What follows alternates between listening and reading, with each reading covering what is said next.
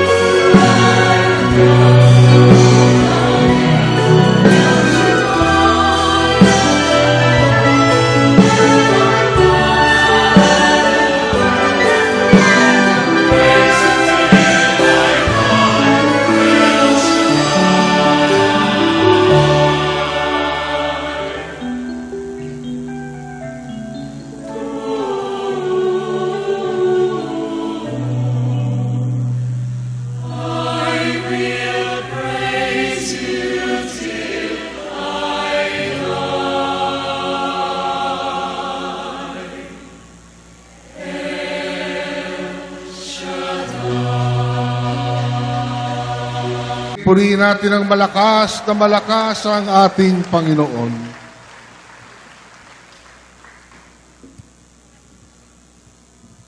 Brothers and sisters, tonight's healing message is taken from the Gospel of our Lord Jesus Christ according to John chapter 14, verses 15 to 27.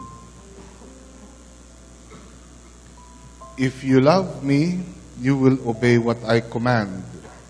And I will ask the Father, and he will give you another counselor to be with you forever, the Spirit of truth. The world cannot accept him because it neither sees him or knows him. But you know him, for he lives with you and will be in you. I will not leave you as orphans. I will come to you. Before long, the world will not see me anymore, but you will see me. Because I live, you also will live. On that day, you will realize that I am in my Father, and you are in me, and I am in you. Whoever has my commands and obeys them, he is the one who loves me. He who loves me will be loved by my Father, and I too will love him and show myself to him. Then Judas, not Judas Iscariot, said, "But Lord, why do you intend to show yourself to us and not to the world?" Jesus replied, If anyone loves me, he will obey my teaching. My Father will love him, and we will come to him and make our home with him. He who does not love me will not obey my teaching. These words you hear are not my own. They belong to the Father who sent me. All this I have spoken while still with you. But the Counselor, the Holy Spirit, whom the Father will send in my name, will teach you all things and will remind you of everything I have said to you. Peace I leave with you. My peace I give you. I do not give to you as the world gives. Do not let your hearts be troubled, and do not be afraid. Glory to God. Glory to Christ Jesus.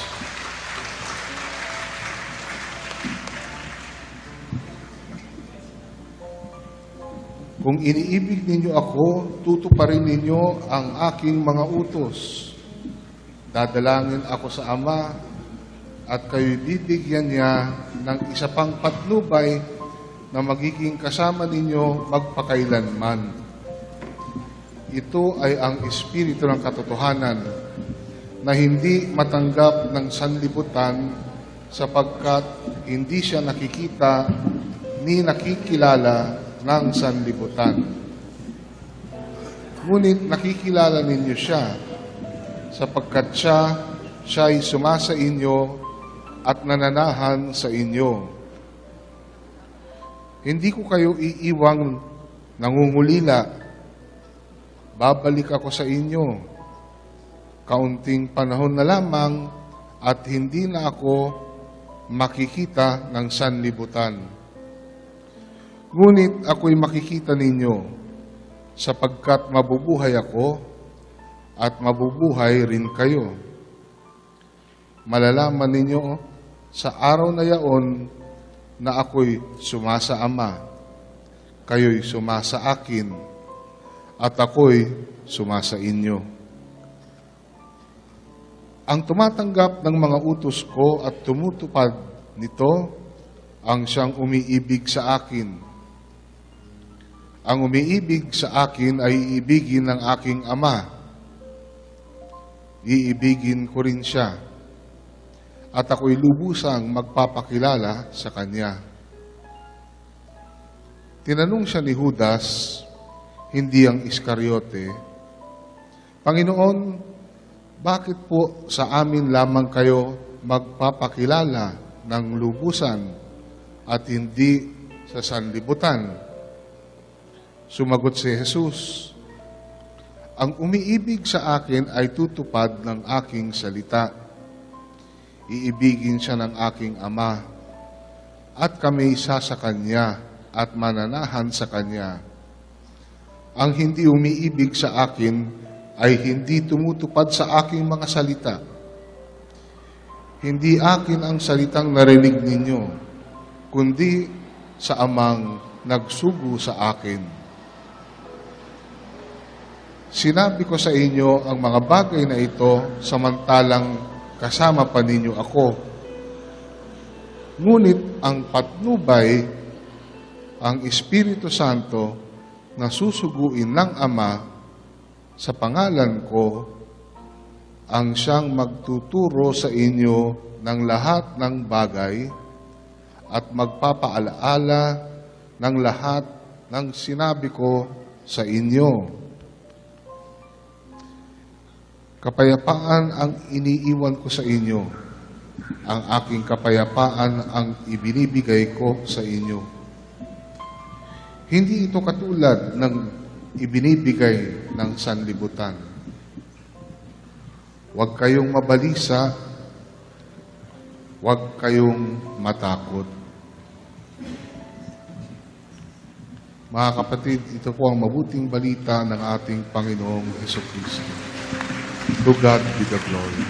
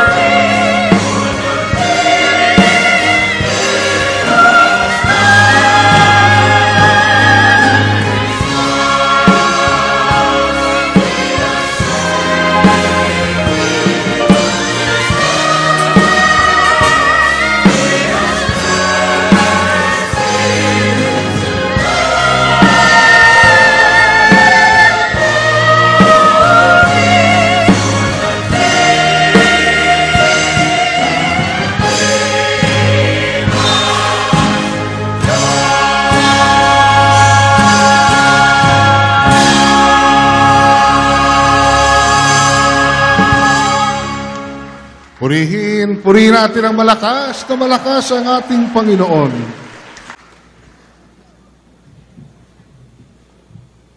Meron din akong kilalang lalaki, ang pangalan din Juan. Nagyabang siya sa kanyang kaibigan, kay Pedro. Ang sabi ni Juan kay Pedro, finally, sabi niya, finally, Pedro, nagka-girlfriend din ako. Ang sabi naman ni Pedro, ang tagal-tagal mo namang magka-girlfriend? Ba't ngayon ka lang nagka-girlfriend? Ang sabi ni Juan, mahigpit kasi misis ko. Purihin natin ang Diyos, purihin natin ang ating Panginoon, at pakinggan na natin ang ating punong lingkod, si Brother Mike Zivelard.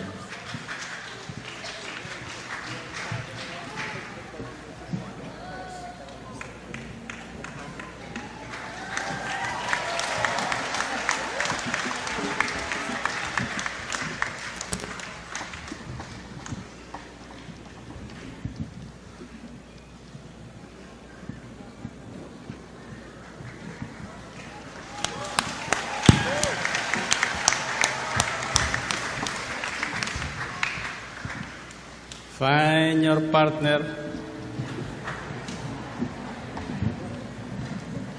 Unang sasabihin mo sa partner mo, peace be with you. Peace be with you. 1 plus 1. Peace be with you. Pangalawa, sabihin mo, and also with you. And also with you. 1 plus 1, Peace be with you. 3 plus 3, And also with you. o sa uli, anong sasabihin mo? Ha? Sa uli, sabihin mo, mangyari sa akin ang sinabi mo. Mangyari sa akin ang sinabi mo. 1 plus 1, Peace be with you. 3 plus 3, And also with you. 7 plus 7,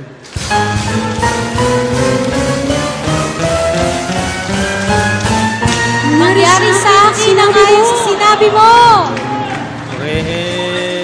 purihin ang Panginoon. Okay, taas ang inyong kamay. Oh. May naririnig kayo? Kung wala kayong naririnig,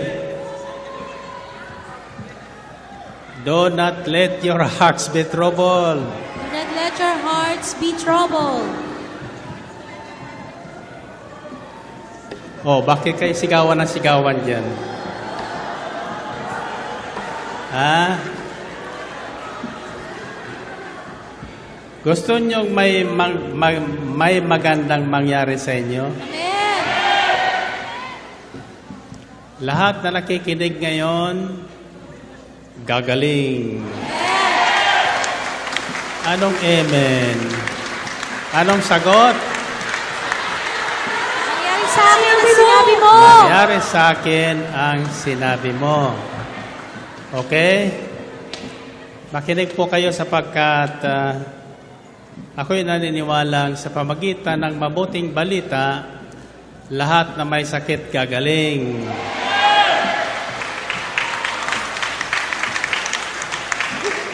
Lahat na mahirap yayaman.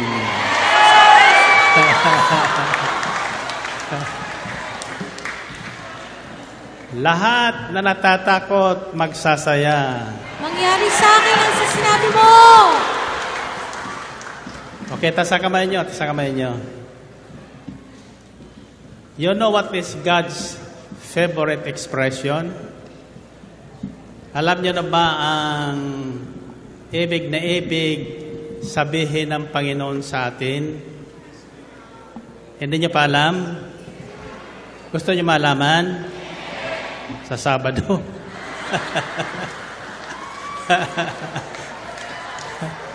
Okay, taas mo na yung mga prayer request. Agbabali na bottled water, abili na soap, hangkes, oil, passports, lahat na daladalahan nyo. Yung suot nyo ba nung nakaraang Sabado, nilabhan nyo na? Suot nyo rin ngayon. May nakikita ba kayong pagbabago sa ating stage? Ha? May nakikita kayo? Ano nakikita nyo? Magaganda sila? Lahat tayo gaganda. Narinig yun? Anong amen? Pag sinabi ko, lahat tayo gaganda, anong sagot nyo? Mangyari sa akin ang ayon sa sinabi mo. Mangyayari sa inyong ayon sa paniniwala nyo. Amen. Okay, sabihin nyo, Panginoon, Ikaw ang Diyos ng kapayapaan, Diyos ng kagalingan, Diyos na pinagbubuhatan ng buhay, Diyos na hindi nagkakait ng anumang mabuting bagay sa mga nangangailangan. Ngayong gabi, ako po ay nananalig, nanampalataya na anumang sabihin nyo sa amin ngayon, mangyayari, mangyayari, mangyayari sa aming buhay. Sa ngalan ni Jesus. Amen? Amen. Okay. Baba muna ang inyong hawak kamay. Tapos balik sa itaas. Ang inyong dalawang kamay. Purihin natin ang Panginoon muna. Okay. Sa bilang kung 3, anong gagawin nyo? At sasabihin nyo 3 ulit, mangyayari, mangyayari, mangyayari sa akin ang sinabi ng Diyos. Ulitin nyo nga. Mangyayari sa akin ang sinabi ng Diyos. 1, 2, 3.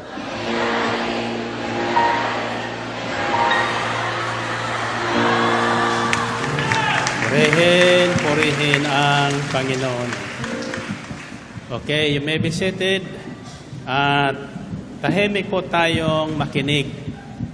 Kaninang umaga, habang kami po ay nagja-jogging, walking with God in the morning, may isang tumawag sa akin galing sa London.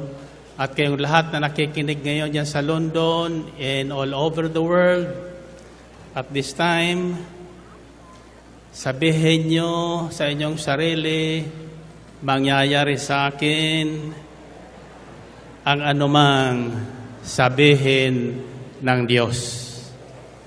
Ulitin nyo nga.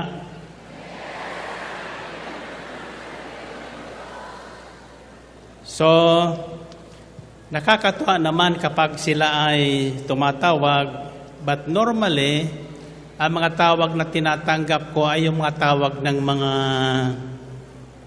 alam mo na, may trouble. Those who are in trouble. But anyway, sabi sa Biblia, if anyone is in trouble, he should what? Pray. Manalangin. So the first prescription sa atin ng Panginoon, kung tayo may pangailangan, may trouble, may karamdaman, may problemang dumarating, is to pray. Manalangin. Now, what must we pray? Ano ang nararapat nating unang hingin sa Diyos sa panahon ng kagipitan, panahon ng pangangailangan, panahon ng kaguluhan? What?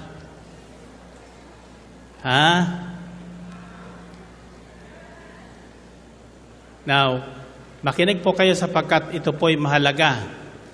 Ang hiniki natin sa ating panalangin ay mahalaga. Sabi sa Santiago, hindi kayo tumatanggap sapagkat hindi kayo humihingi. Humingi man kayo, hindi nyo rin tatanggapin sapagkat sala sa inyong pangailangan ang inyong hinihingi. Humihingi kayo para sa inyong kalayawan. So I ask myself, what is God's favorite expression? Yung mahilig niyang sabihin sa may trouble, may sakit, may problema, nasa bingit ng kamatayan, agaw buhay, para doon sa may karamdaman at para doon sa mga tao sa pagkanyang kapaligiran. And the word that I received from the Spirit is right and the Bible. Sabi sa Lucas 10, verse 5 to 6, nang suguin ng Panginoon ang kanyang mga alagad ng dalawa-dalawa, ito po ang bilin niya. When you enter a house, first say, peace to this house. If a man of peace is there, then your peace will rest in them. If not, it will return to you. Sabi ng Panginoon sa kanyang mga alagad, humayo kayo at ipangaral nyo ang mabuting balita tungkol sa paghahari ng Diyos. Pagalingin may sakit, subalit ang unang sasabihin nyo, pagdating nyo sa isang bayan o sa isang bahay, sabihin nyo, ang kapayapaan ng Diyos ay sumainyo. The peace of the Lord be in this house. Now, if it is a person, sasabihin nyo, the peace of God be with you. Sumainyo ang kapayapaan ng Diyos. In other words, I believe that God's favorite expression is peace be with you. Nang muling mabuhay ang Panginoon Kristo, ang unang namutawid sa kanyang bibig nang siya'y magpakita sa kanyang mga alagad ay ano? Peace be with you. Peace. Bakit? Sapagkat alam ng Panginoon na sila ay balisang-balisa, takot na takot. The Bible, from Genesis to Revelation, is full of words which refer to peace. Pag sinabi ng Diyos, do not let your hearts be troubled, ang ibig sabihin niyan, mapanatag ang loob nyo. Peace be with you. Pag sinabing fear not, ibig sabihin niyan, mapanatag ka. Huwag kang matatakot. Bakit? Sapagkat sa taong may pananalig sa Diyos, ano man ang nangyayari sa kanyang paligid, hindi nadadaig ng takot. Hindi nadadaig ng pangamba. Hindi nadadaig ng agam-agam. So I discovered, brothers and sisters, that peace, ang kapayapaan ng Diyos, is a very important part of our faith. Mahalagang bahagi ito ng ating pananalig. Kung totoong tayo ay pananalig, ano man ang nangyayari sa atin, anytime for that matter, sa totoo lang, may isa kong kilala, walang ka sakit-sakit, malusog ang katawan niya, bata pa, but all of a sudden, isang umaga, nagising siyang malubha na ang kanyang kalagayan. So ano nangyari? Right away, she was troubled.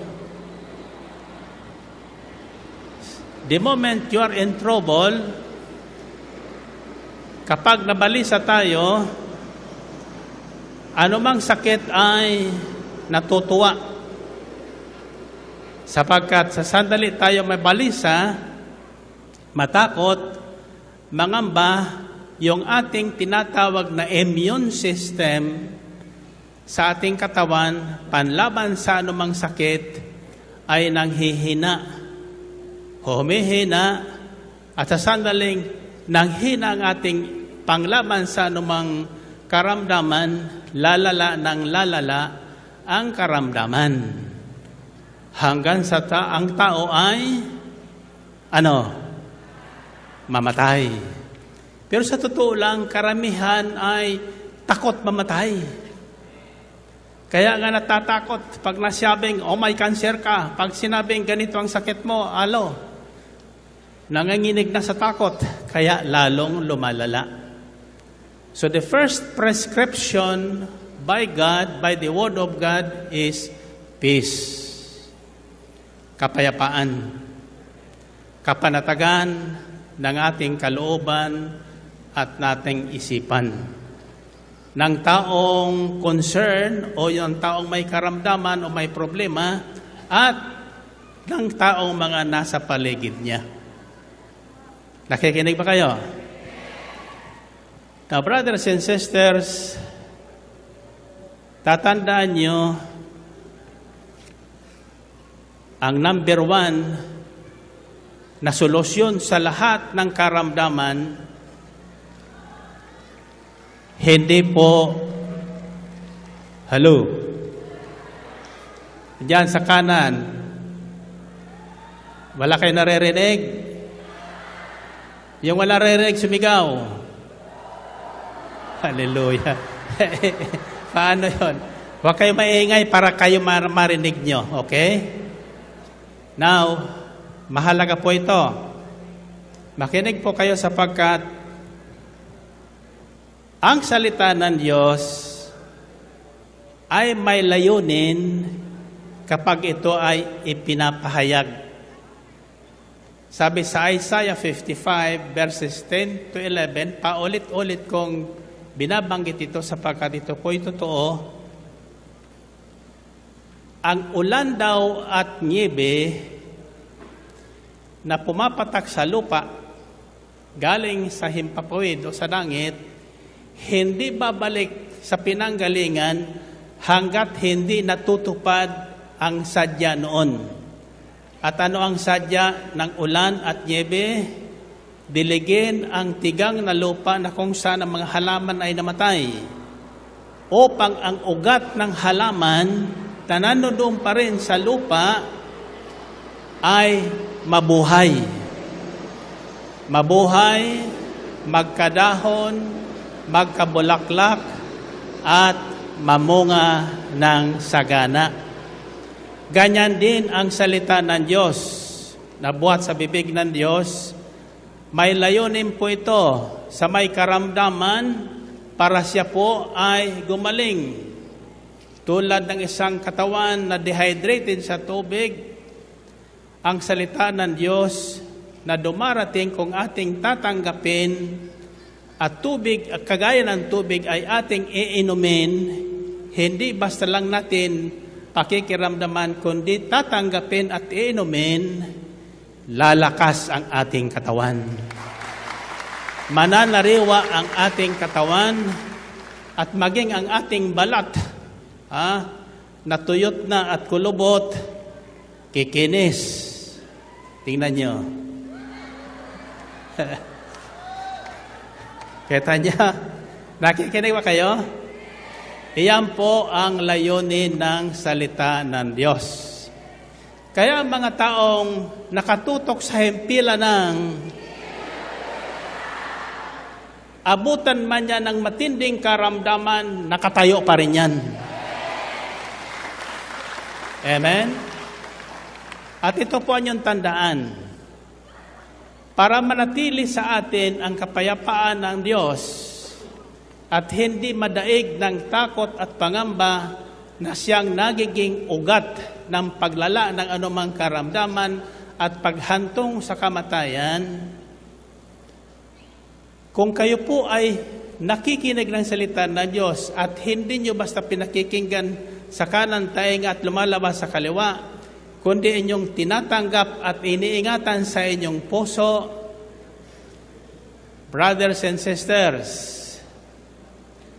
ang unang darating sa iyo na hatid ng salita ng Diyos ay ano? Kagalakan. Kagalakan. Para manatili sa atin ang kapayapaan ng Diyos, kailangan maghari sa ating puso at isipan ang kagalakan ng Panginoon. Kagalakan ng Panginoon. Peace be with you. Sabihin niyo. So in other words, the peace of God is a very effective medicine to any kind of sickness or trouble. The peace of God is an effective medicine. Sapagkat kahit tayo ay umiinom ng manang uri ng gamot, kung tayo naman ay nangangatog sa takot, nangangamba, nawawala po ang effect ng gamot na yan. Subalit kung tayo ay masaya, may kagalakan taglay sa gitna ng ganong karamdaman, maniwala kayo sa hindi, walang mahirap na bagay sa Diyos.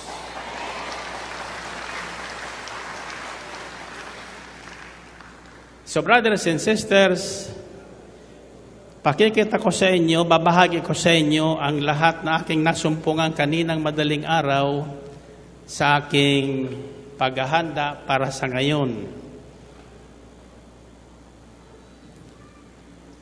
First, remember that God's favorite expression is peace. Peace be with you. Isa yan sa bunga at bahagi ng bunga na dala ng Espiritu Santo sa tao. The fruit of the Spirit among them is peace. It's full of peace. What is the other word for peace be with you? Ano ang ibang salita na ang kahalintulad ay parang sinasabi sa iyong mapanatag ka? Peace be with you. Ano? It's found in the Gospel according to John chapter 14 verse 1. It says, Jesus said, "Do not let your hearts be troubled. You believe in God, believe also in me." Huwag kayong mabalisa sa anumang bagay, sa anumang balitang dumarating sa inyo, huwag kayong padadala doon. Mapanatag kayo, manalig kayo sa Diyos, magtiwala kayo sa salita ng Diyos. Amen?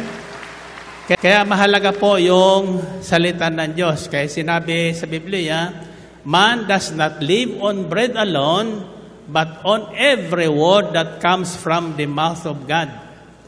Ang buhay ng tao ay hindi lamang sa tinapay na ating nakakain para sa ating katawan, kundi mas mahalaga po ay ang salita ng Diyos. Kung tayo po nag-aalmusal ng tinapay sa umaga, sabayan natin ang salita ng Diyos.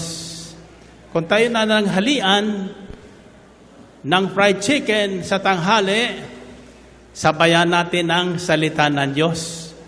Kaya bago ko tayo kumakain, ay tayo po ay nagpapasalamat at ipinapanalangin na yung ating kakanin at iinumin, alisin ang lahat na pinagbubuhatan ng masamang bagay pa sa katawan.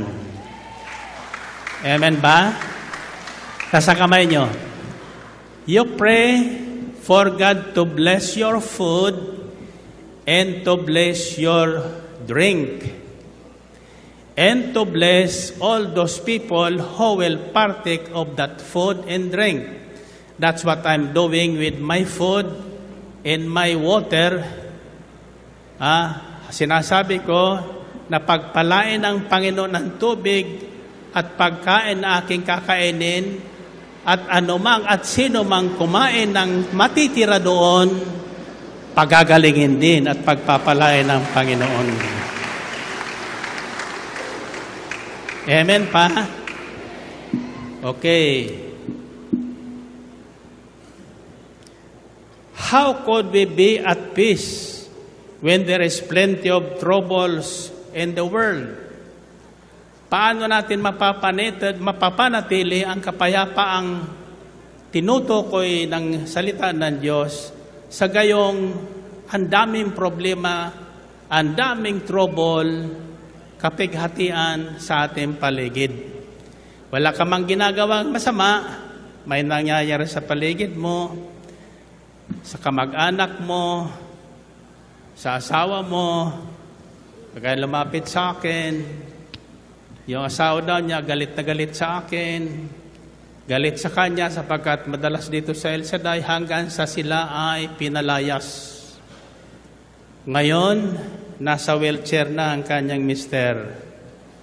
Ang tanong niya, pupuntahan ko ba? Kakupuntahan mo, asawa mo yun eh.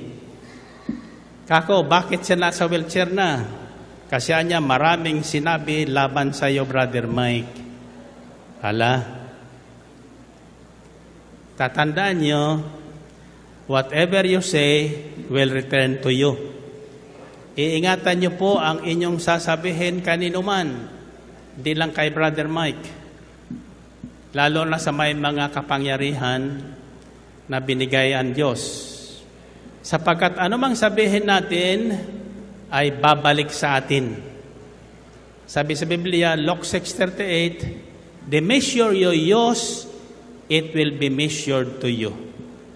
Ang panukat na gagamitin mo o ang layunin na gagamitin mo, siyang panukat at layunin na gagamitin ng Diyos pabalik sa iyo. So, my question is, how could we be at peace when there is plenty of troubles everywhere? Alam nyo? How? Hello? Sabihin nyo, how? Gusto nyo malaman? Sa Sabado. Hindi, ngayon na. The answer is, walk with God every day. Mamuhay kayong kasama ang Diyos sa bawat sandali. Don't leave God in the church. Don't leave God in your home. Let Him be with you or in you. Wherever you go. Saan ka man pumunta?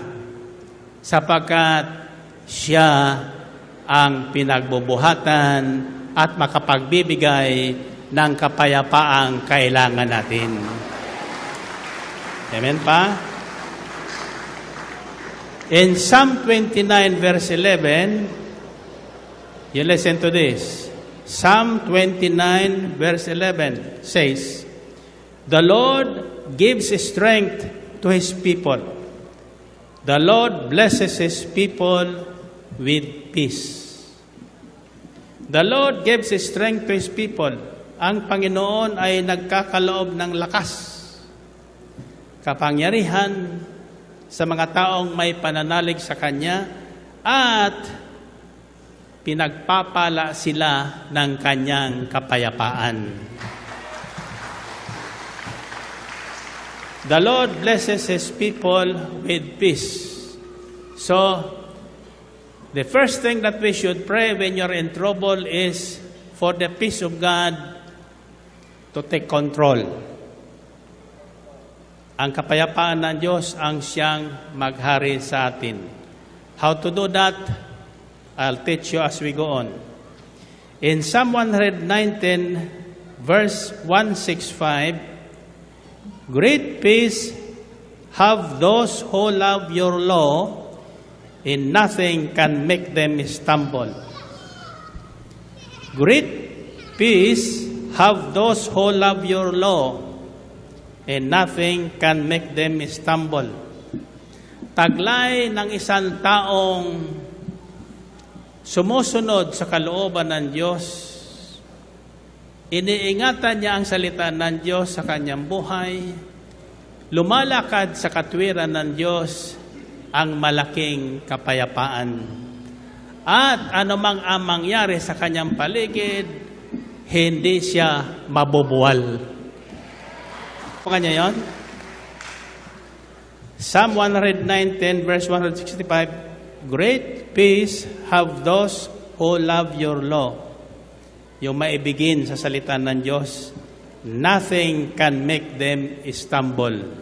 Walang maaring magbuwal sa kanila. Maging cancer, maging barel, o anuman, tutukan ka man ng barel, hindi ka matatakot. Sumabog man ang bomba sa harap mo, hindi ka matatakot. Bakit? Sasabihin mo, hala, bomba yan. Hindi yan puputok. At hindi ngayon puputok. Kung gusto mo, sipain mo. Para pumutok man, malayo na sa'yo. Pero kung takot na takot ka, Hala, wala kang alam gawin. Matataranta ka. Kaya ganyan po kahalaga ang kapayapaan ng Diyos. Ito po ay kapayapaang ibinibigay ng Diyos. Hindi po ito na ibibigay ng mundo. Hindi po ito na ibibigay ng asawa. Hindi po ito na bibigay ng trabaho. Hindi po ito na bibigay ng kapangyarihan sa mundo. Hindi na ibibigay ng pera. Ito po ay espesyal na kaloob ng Diyos sa tao. In Isaiah chapter 26 verse 3, this is what I have discovered. You will keep in perfect peace those whose minds are steadfast because they trust in you. You will keep in perfect peace those whose minds are steadfast because they trust in you. Mananatili ang kapayapaan ng Diyos. Ano man ang nangyayari sa isang taong hindi pabago-bago ang isip tungkol sa salita ng Diyos.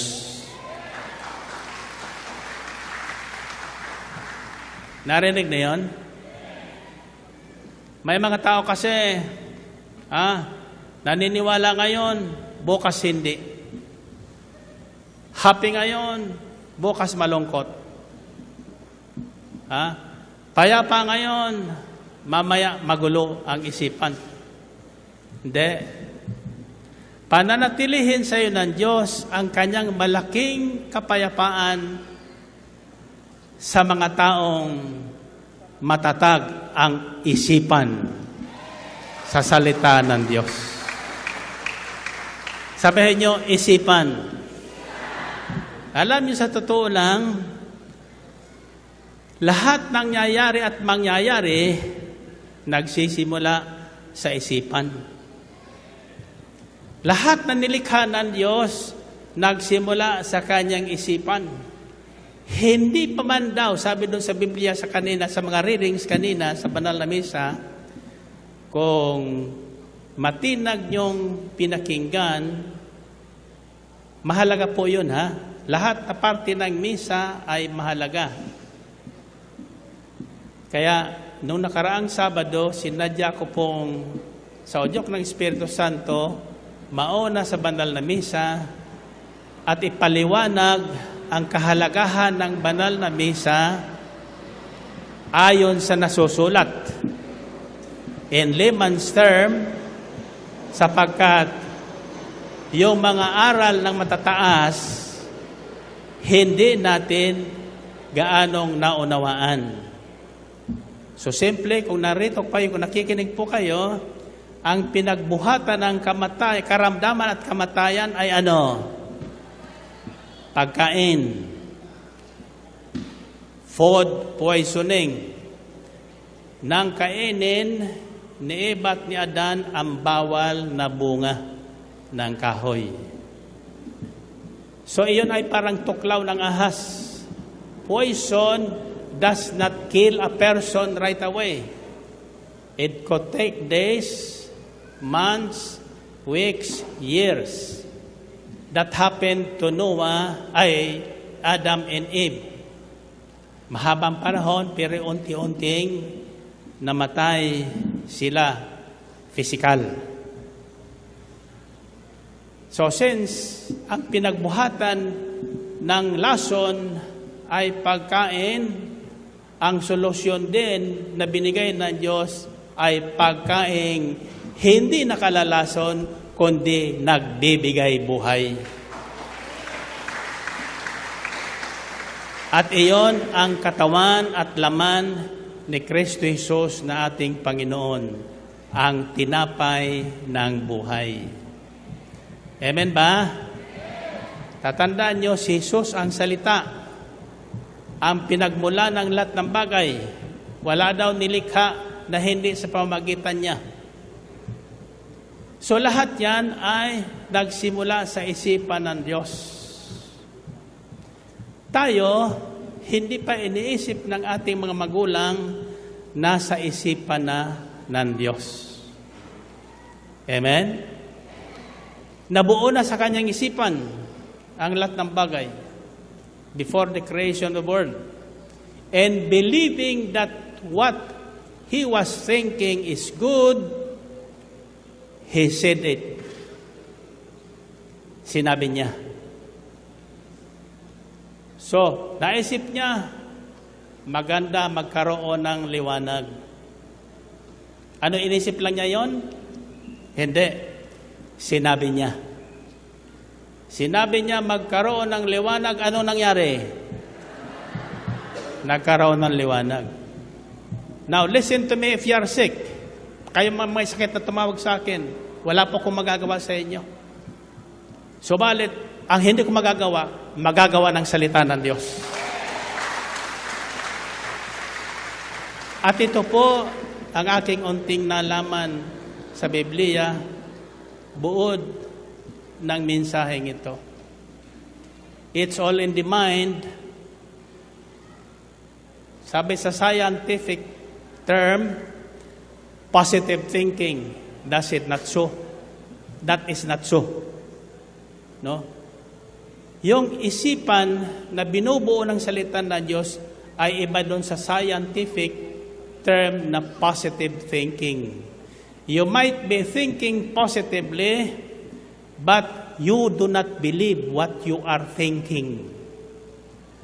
Faith is different. Once you think about it, you believe it, because that is what God have said, then say it, it will happen to you.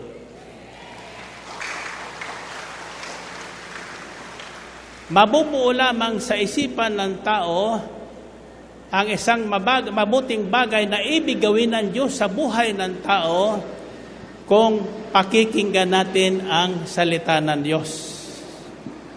At sa pamagitan ng salita ng Diyos, magliliwanag ang ating malabong isipan hanggang sa maunawaan natin ang isang bagay. Bibigyan ko po ng isang patutuo na aking nabasa. Isang football player sa Amerika ang sinabihan ng doktor 30 days to live. Ang karamdaman niya, cancer. The cancer cells is scattered all over the body. Ang tawag doon, mestizo na. Mestizo ba yun? O metastasize na? Whatever it is. No? Sabi ni Sister Belen, ikaw naman, nagdodoktor-dokturan ka. Ha? Mabuti pa na yan, sabihin mo lang sa lingwaheng maunaman ng tao. So anyway, umuwi siya.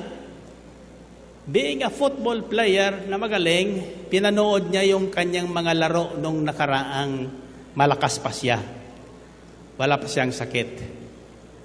Pinagmasdan niya kung paano sila nananalo at kung paano niya naipalulusot yung bola doon sa goal.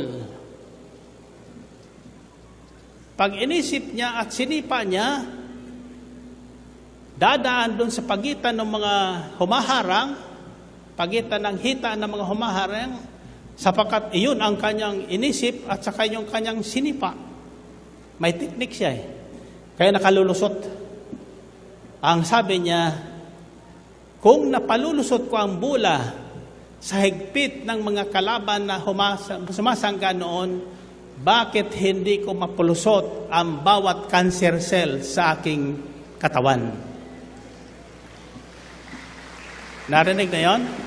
And so that is what he did. He started thinking what God can do. This is not positive thinking. This is divinely inspired thinking.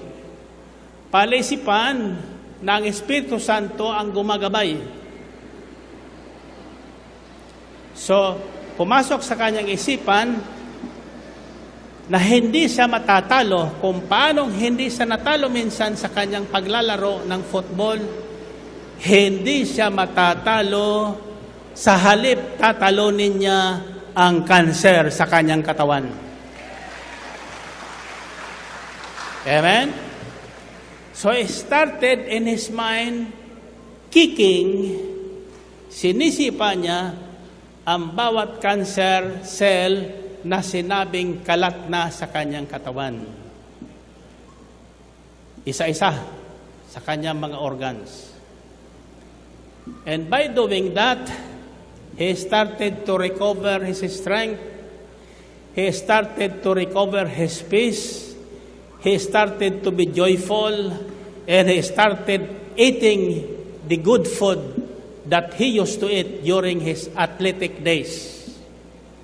Brothers and sisters, after 30 days, this famous football player was able to kill all the cancer cells. Pag nakikita na niya sa kanyang isipan, kung nasa saan sumusugod ang cancer cell, sasabihin niya sa kanyang isipan, in Jesus' name, you're out. Isa-isa yun. After 30 days, bumalik sa kanyang doktor, nagulat ang doktor. Ang sabi niya, doktor sa kanya, what did you do? You are cancer-free. Purihin natin ang Panginoon. Purihin ang Diyos. And so, lahat kayong may sakit ngayon, nasa inyo ang tulong ng Panginoon. I always say, miracles are forever, but they do not just happen. You have to make it happen according to your faith. Ayon sa pananalig mo. The first step is, sabi sa Biblia, pag sinabi ng Diyos, do not let your hearts be troubled. Anong kasunod doon? Trust in God. Magtiwala ka sa Diyos. Pag may trouble na dumating, sabi sa Filipos 4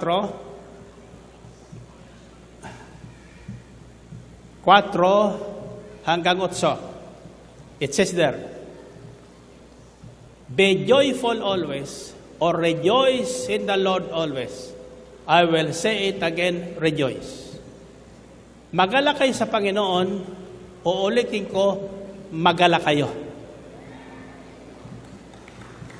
First prescription, magala kayo. Kahit na hirap na, kahit na hirap ka,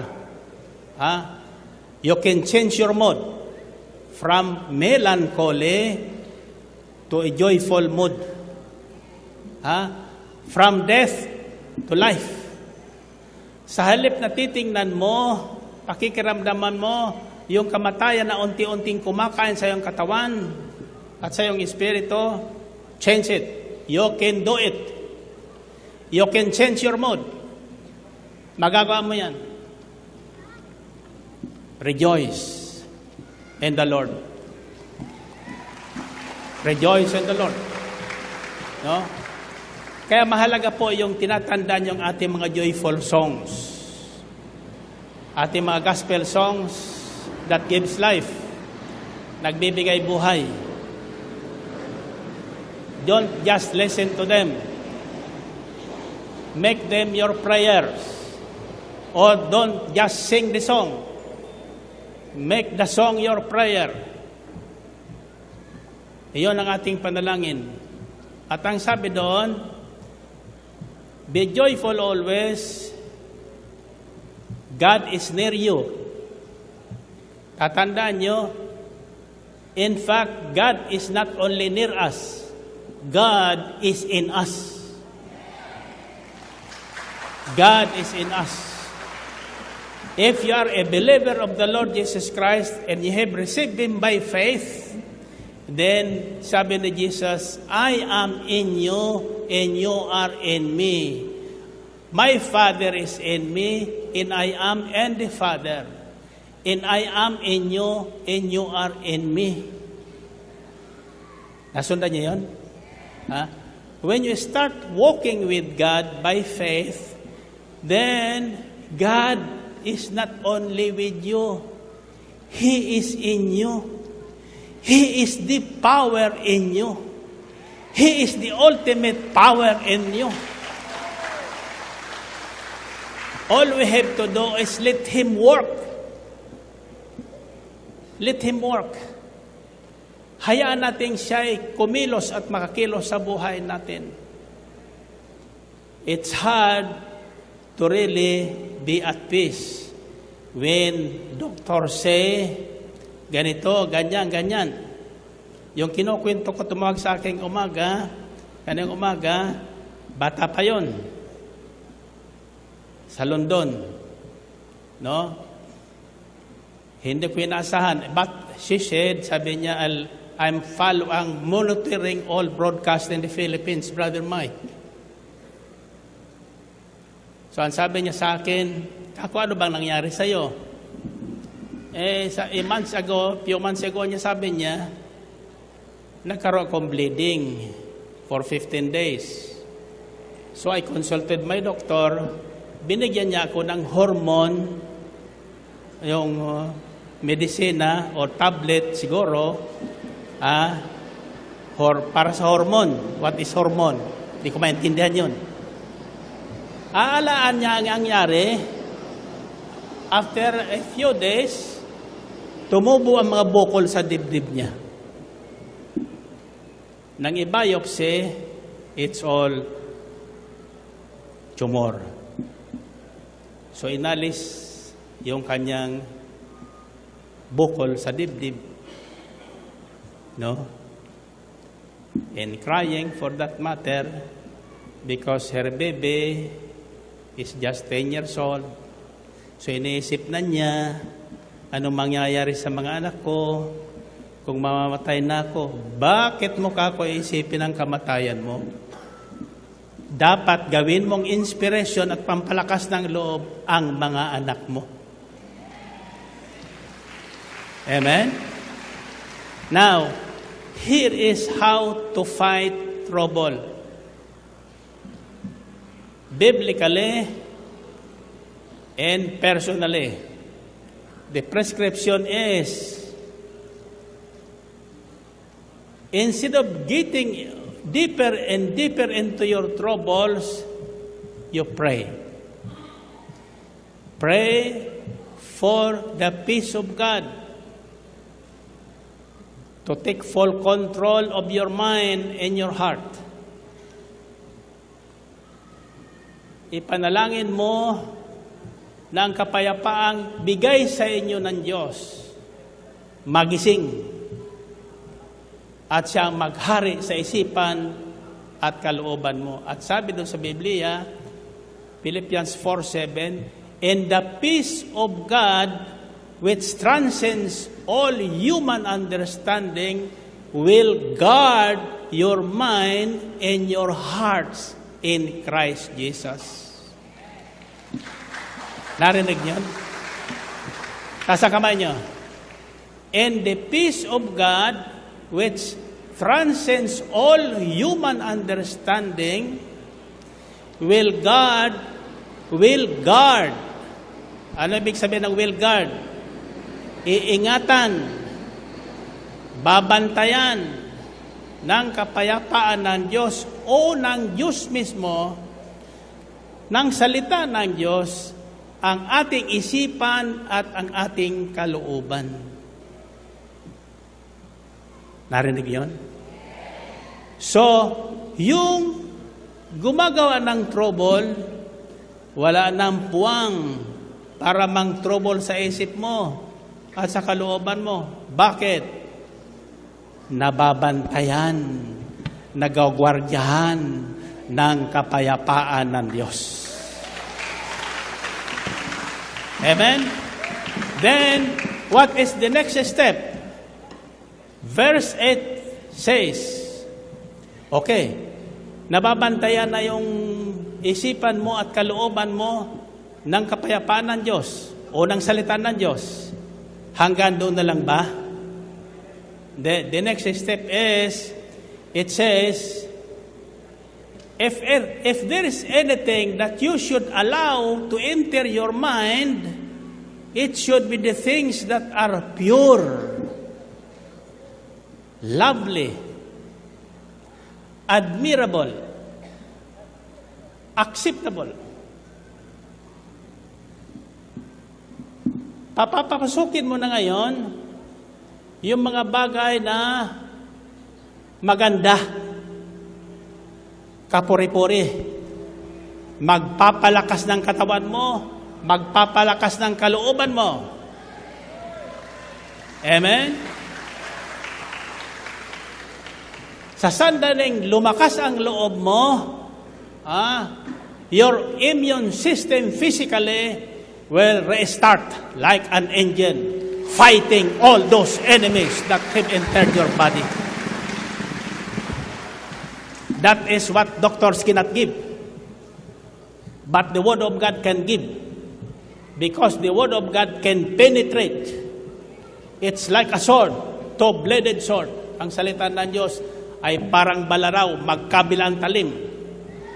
Kung paanong hinihiwa ng doktor ang mga tumor sa inyong katawan at nag-iiwan ng sugat, ang salita ng Diyos, hinuhugot iyan. Walang sugat na iniiwan.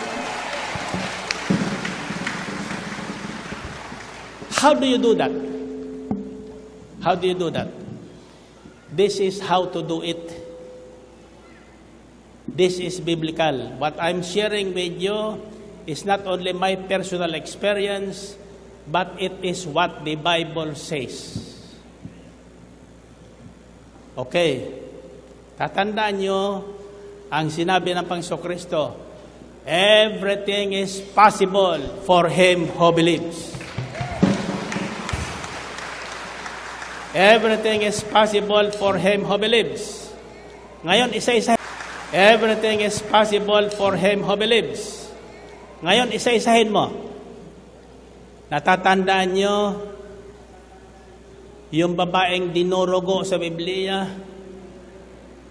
12 years na, ubos na ang kanyang kayamanan sa pagpapagamot. Walang nangyayari, lalo siyang lumalala. Isang araw, narinig niya na daraan si Jesus.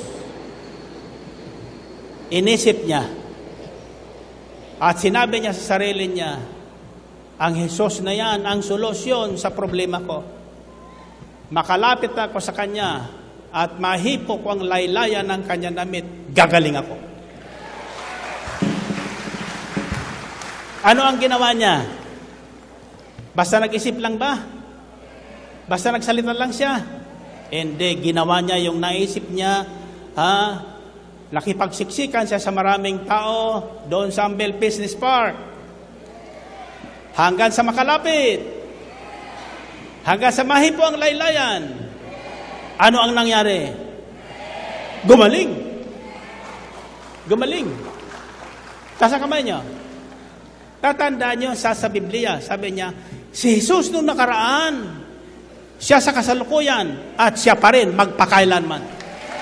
Jesus is the same yesterday and today and forever. His power and the power of His name has never changed. He is the same. Jesus Christ the same.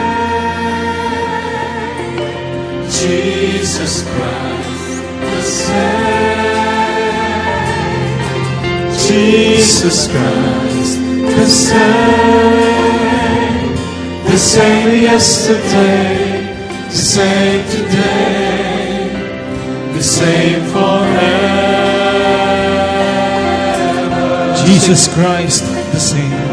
Jesus Christ the same.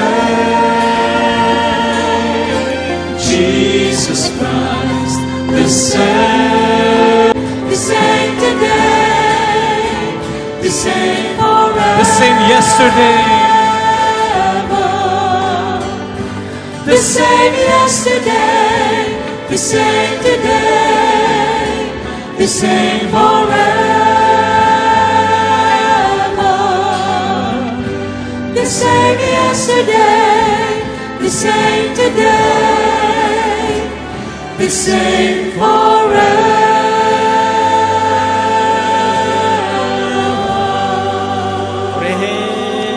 Purihin ang Panginoon. Andyan pa ba kayo? Sabihin nyo, peace be with me. Kayo ka naniwala niyan? Okay. So, to keep that peace, the instruction is, be joyful always. Because the joy of the Lord, hindi naman niya gawagang ang joy. No? Iyan bunga ng Espiritong sumasa atin. Yan ang ating taga-aliw sa panahon ng kalungkutan, sa panahon ng karamdaman. Ang Espiritu ang papaalala sa atin ng mga pangyayaring magpapalakas sa inyong buhay. Amen? As I always tell people, I have gone 5 major operations in my body. And I have gone through all kinds of troubles. But there is a phrase in the Bible that you can claim. Ulitin nyo. Nang ulitin. It is found in Psalm 91. Anong sinasabi doon? I will be with you in trouble. At kung may hilahil, aking sasamahan. Diba? So, isipin nyo, kasama natin ang Diyos. Sumasa atin ng Diyos. But ang ating Diyos kasi hindi pa Diyos na pakialam. Because God has given us a free will. Ang mga tao, kung kailang gipit na gipit, saka maalala ng Diyos. Pero okay pa rin sa Kanya. Sa panahon ng kalakasan, sa panahon ng kasaganaan, sa panahon ng kasiyahan, walang Diyos. Mali. Kaya pagdating naman ng mga suliranin sa buhay, wala rin ang Diyos. Kaya natutudas. Amen ba? But, remember this, everything starts in your mind.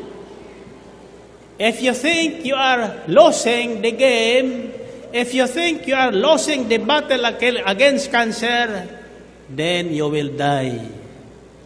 But if you think you are winning, because God is with you, you will win over the cancer. That's why there are so many cancer survivors these days. Ang payo ng Panginoon, do not let your hearts be troubled. Let the peace of God be with you. Okay. Anong tawag niyan? Sabi ng Madya, Brother Mike, ang ginagawa mong sanay daw, mind conditioning o brainwashing. Alam niyo mga isip ng tao, kinondisyon na yan ang mundo. Kung paano kayo pinalaki, yung mga eksena sa buhay nyo na malulungkot ang naiiwanan. Mali. Ang dapat naiiwanan sa ating isipan at kalooban, mga bagay na maganda.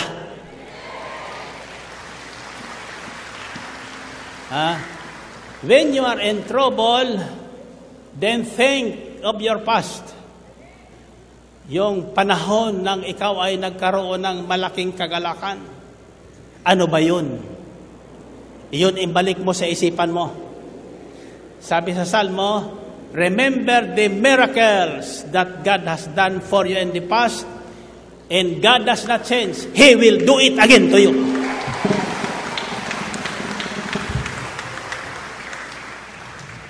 Okay. Dinaisip niya yung babaeng dinurugo. Ito mas matindi. Yung anak ni Jairo, tatandaan nyo? Yung may matas na katungkulan sa sinagoga, Nang iwanan niya kayang dalagit ang anak, naghihingalo. Naatraso ang Panginoon sapagkat maraming tao, kasama na doon yung babaeng dinudugo. Yun ang mga nauna.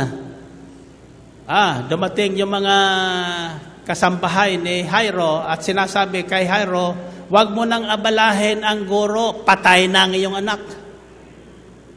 Anong sabi ng Panginoon nang marinig niyan? Sabi niya, don't be afraid, just believe. Huwag kang matakot. Basta't manalig ka. Kasama mo ako, sabi ni Jesus. Pagdating sa bahay, nag-iiyakan ang mga tao. Malakas ko umiiyak kasi mga bayaran. Mayroon kanya sa Israel, ganyan Ang sabi ng Panginoon, ba't kayo nagkakaiyakan dyan? Patay na po ang bata. Sabi ng Panginoon, hindi patay ang bata. Nagtawanan sila. Sabi niya, patay na po yan. Pinasok niya yung kwarto. Sinama yung magulang. Sinama si Jairo. Sinama yung dalawang alagad. Si John. Yung isa pa, nakalimutan ko. Pagdating doon, sinabi ni Jesus, Ining, gising. Gising. Hallelujah. Gumising yung bata. Patay na yun, Ay, ikaw, hingalo pa lang. Lumalabas ang dugo sa ilong mo. Ibig sabihin, buhay ka pa. Laban. Sa pangalan ni Jesus, laban. Huwag kang matakot. Magalakas sa Panginoon. Recoil your mind. Let God use your mind. And you will overcome. You will overcome. All those who are on sick bed today listening to this broadcast, you will overcome. God will save you. Your miracle is on the way. This is your day. Hindi ka kumakain ng ilang araw. Humingi ka ng pagkain ngayon. Humingi ka ng sariwang mushroom. The spirit of mushroom. Totoo po yan, Ako po ay may dinidiscovering halaman. Natatandaan niyang Carabao grass. Pagkain ng Carabao at saka kambing. Sabi ko, Sister Belen, iyan ang diskubrihin mo. I-blender mo at titistingin natin. Ang sabi ko, ang unang titistingin natin, yung may mga hika. Makikita nyo. Ang mga gagamot na magaling, galing sa halaman. Did you know that our God is a gardener? His favorite pastime is gardening. Para kung ako kayo, mag-gardening kayo sa paso ng mga halaman, mga gulay. Huwag yung lalagyan ng mga fertilizer. Back to the basics tayo. Kaya ako nag-aalaga ng manok. Ang problema namin, ang babait ng aming mga manok, hindi namin makatay. Hallelujah. Anyway, ang kakain ng aking manok, gagaling. Sinong bibili ng aking mga manok? Okay. Are you still there?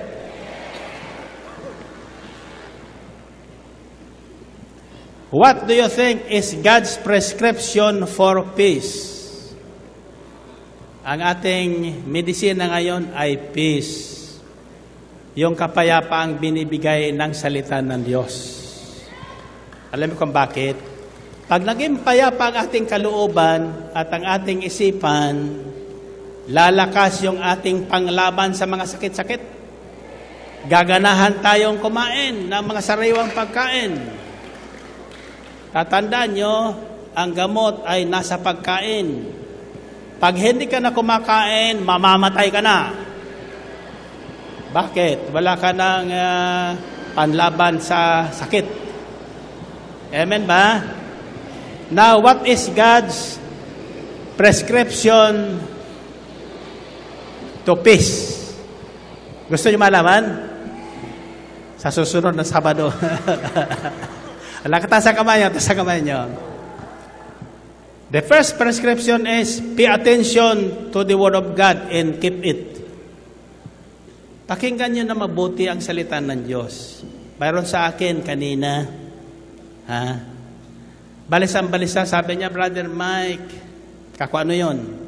Alam mo ba, yung kalahati ng wallet ko hanggang hindi ko nabibigay, kako may multa na yan. Magkano ang multa? 2%? Kako anong 2%? 20%? Kako hanapin mo sa Biblia. Ngayong gabi lumapit sa akin, dala-dala. Sabi niya, totoo palang sinabi mo. Kako, pinag-aralan mo?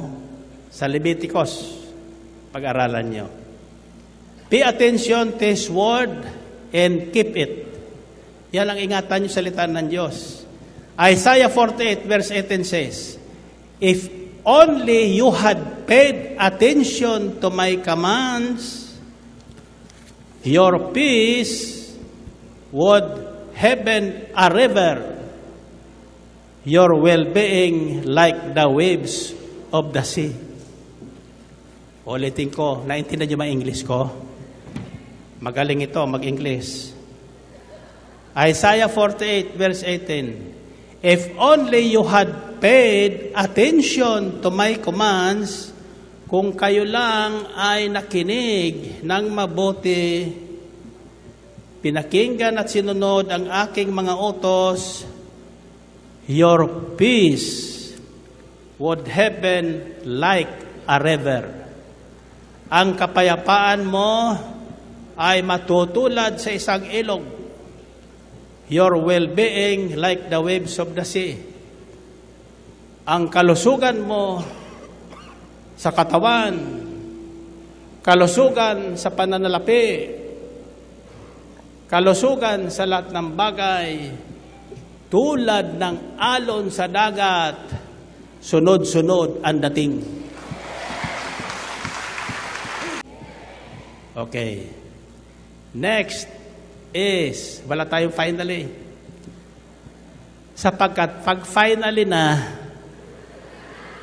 isa-isa nang umaalis. Kaya walang inuuwi. Ngayon, walang finally sapagkat first of a series ito. Don't miss this, and I guarantee you, as the Word of God guarantees, all those who are sick will get well. Amen? All those who are in trouble will be at peace. Amen? And all your prayer requests will be granted. Taas ang kamay. Sabihin niyo, Panginoon, salamat po sa salita na nagbibigay ng kapayapaan, nagbibigay ng kalusugan na siyang panlaban sa anumang karamdaman nakakapit sa aking katawan. Sa pangalan ni Jesus, buhat ngayon, ako ay lalakad, mamumuhay, nakasama ang Diyos. Amen? Okay, last question. Taas ang kamay. Last question. What do you think is God's prescription against worry and trouble?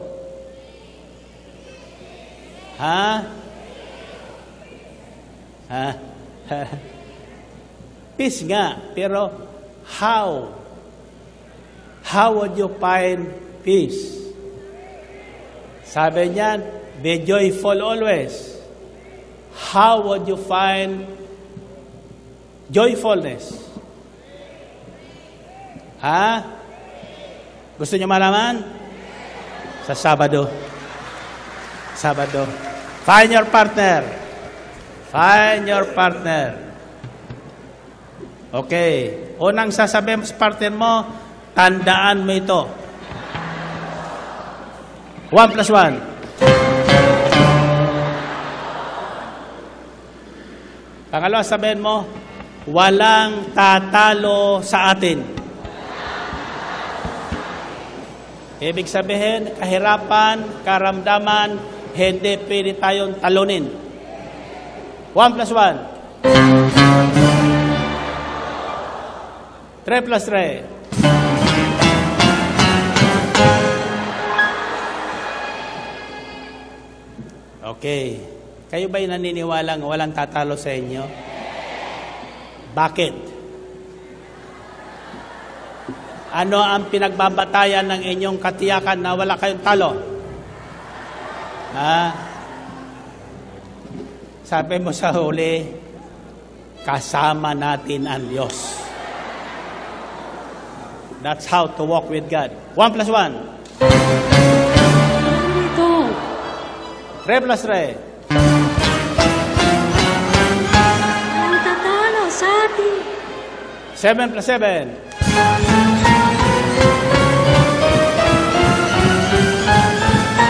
Kasama natin ang Diyos. Purihin, purihin ang Panginoon. Taas ang kamay.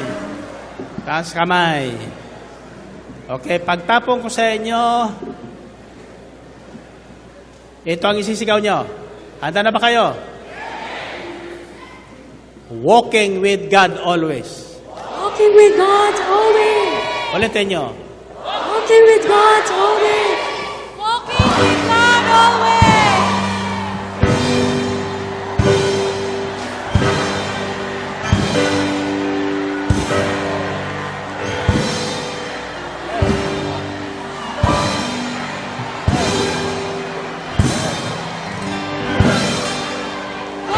God bless you all. Salamat sa Diyos.